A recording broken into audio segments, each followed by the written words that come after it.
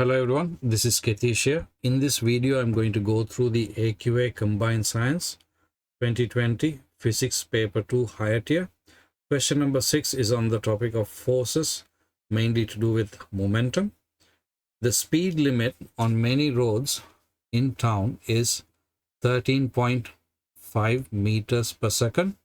Outside schools, this speed limit is often reduced by 1/3, which is 1/3. Calculate the reduced speed limit. Now, the reduced speed limit is going to be 2/3 of 13.5 meters per second. So, how do you calculate that? We'll simply multiply 13.5 times 2/3. That gives you 9 meters per second.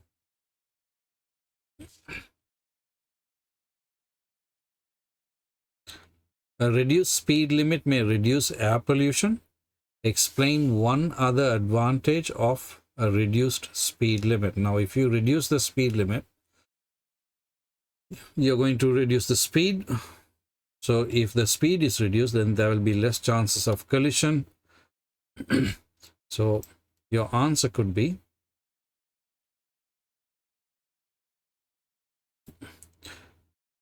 reduced speed reduces the stopping distance, which means there's less chance of collision. Or you could say that the car will have less kinetic energy, because kinetic energy depends on mass and the velocity squared. So if there is less kinetic energy, there will be less likely to cause injury in the event of a collision. Next part, 6.3. Figure 11 shows a car being driven at a constant speed past a speed camera. The car recorded 2 images of the car 0.7 seconds apart. That's the equal the time. The car travels 14 meters. That's the distance traveled. I'm writing S for distance here.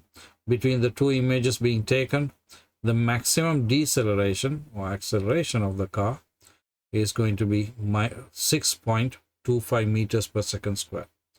Calculate the minimum braking distance. Again, they're asking for the braking distance here at the speed it passes the speed camera. So we need to find out what the speed of the car is at the start when it's actually passing the speed camera, because final velocity is going to be 0 because it's going to stop. We need to find the velocity, initial velocity here. Once you find the initial velocity, then you can find the distance as well. So how do you find the initial velocity? Well, I can find the initial velocity using the time and the distance. So velocity equals distance divided by the time. So the distance is 14 divided by 0.7 gives me 20 meters per second, which is the initial velocity.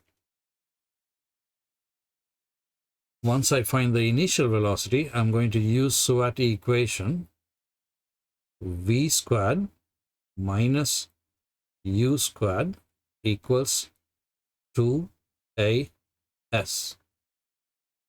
Now v squared is going to be 0 minus u squared is, u is 20, so 20 squared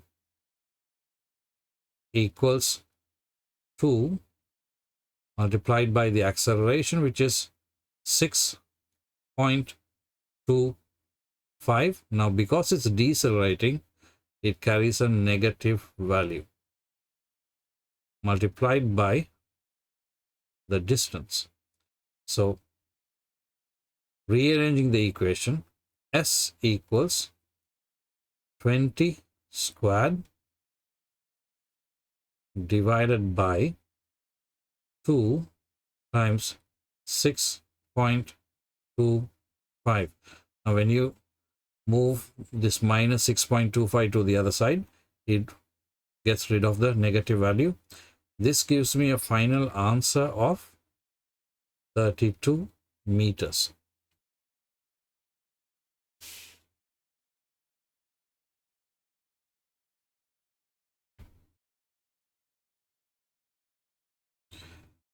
Question 6.4. Figure 12 shows a delivery van full of packages. The driver delivers all the packages. The empty van has a shorter stopping distance than the full van when driven at the same speed. So an empty van will have a less mass. If it's less mass, then the stopping distance is going to be less. Why? Again, referring to this equation that we used, if the mass is less, then the deceleration is going to be bigger. If the deceleration is bigger, then the value of s is going to be smaller. Right? So, explain why an empty van will have a shorter stopping distance. Now, the force from the brakes is going to be constant or maximum, right?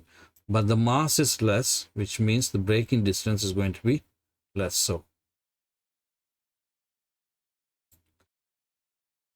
the same maximum force is applied by the brakes. Because mass is less, there is a greater deceleration, which means the braking distance would be less. Or you could say, reducing the mass reduces the kinetic energy of the van for a given speed. So less work is needed to be done to bring the van to a stop. Force from the brakes is the same, so braking distance is less. That brings us to the end of question number 6. I will see you in question number 7.